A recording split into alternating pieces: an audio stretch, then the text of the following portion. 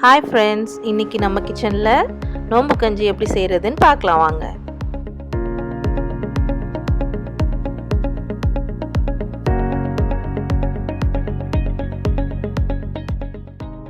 Pressure cooker எடுத்துக்கோங்க. 4 table spoon நெய் போட்டுக்கோங்க. பட்டை, ஏலக்காய், 2 ஸ்பூன் வெந்தயம் போட்டுக்கோங்க. பண்டா இலை,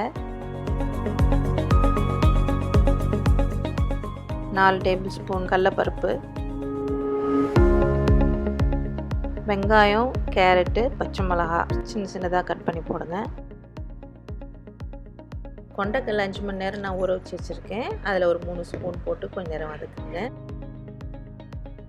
2 ஸ்பூன் இஞ்சி பூண்டு பேஸ்ட் போடுங்க.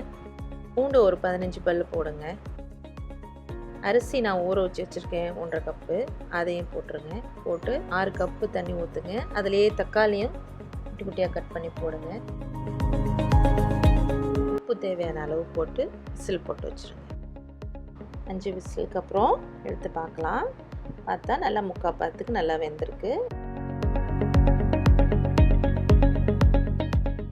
1 கப்பு முருங்கைக்கீரை போட்டு ஒரு விசில் வைக்கலாம். ஒரு விசில் வந்தோம், வெந்திருக்கும். நல்லா எல்லாம் ரெடி ஆயிடுச்சு. இப்போ ஓப்பன் பண்ணி தேங்காய் பால் 1 கப்பு ஊற்றலாம்.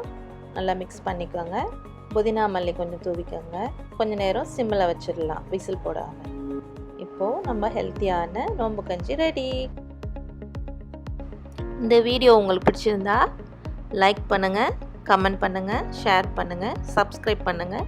மறக்காமல் பெல் ஐக்கானை கிளிக் பண்ணிடுங்க.